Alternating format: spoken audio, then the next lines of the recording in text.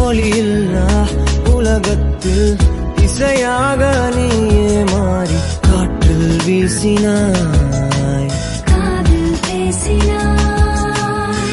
மொழியில்லா மௌனத்தில் விழியாலே வார்த்தை கோர்த்து கண்ணால் பேசினாய், கண்ணால் பேசினாய். 100 ஆண்டு உன்